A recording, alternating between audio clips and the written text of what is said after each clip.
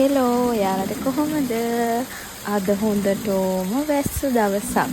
ඉතින් අපි හිතුවා රොටි හදන්න. ඔය මං අමාරුවෙන් පිටි අඹරනවා. ඉතින් මං කවදාවත් රොටි හදලා නෑ. හැබැයි මේ ඉස්සල්ලාම් පාර තමා හදන්නේ. බලමු කොහොමද හැදෙන්නේ කියලා. මේ රොටි හදන්නේ මගේ හස්බන්ඩ්. එයාට තමා රොටි කන්න උවමනාව තිබ්බේ. අපි නම් එච්චර ආස නෑ. එයාට කන්න තමා මේ රොටි හදන්නේ. මං ඉතින් දන්නේ ඔය ගුලි කරනවා. මං ගෙදරින්දින් උයි වැඩි උයලා නැහැ. දැන් තමා චුට්ට උයන්න පුරුදු වෙන්නේ.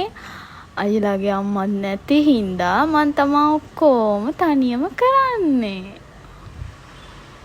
ඉතින් රොටි ගුලි කරලා බන්දේසියක් උඩින් තියනවා. ඊට පස්සේ අපි රොටි කන්න වැව් මාළු යවුවා.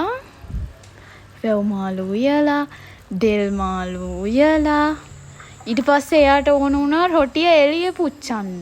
ඉතින් මේ එළිය ලිපක් හදලා අපි රොටි පුච්චනවා. අයියලාගේ තාත්තා අම්මට ගොඩාක් උදව් කරනවා. මේ රොටි පිච්චෙන ගම ඇත්තටම හරිම ෂෝක්. වැස්ස වෙලාවට එළියට වෙලා රොටියක් පුච්චගෙන තේ එකක් හදාගෙන කන්න තමා තියෙන්නේ. ඔය මන් දෙල් මාළුයි එක්කන් රොටිය කන එකක් තමා ඔයාලට පෙන්නන්නේ. මේක මගේ පළවෙනි වීඩියෝ එක. ඉතින් අඩුපාඩු ඇති. ඉස්සරහට මීට වඩා ලස්සන වීඩියෝ අරගෙන එන්නම්. thank you. bye bye.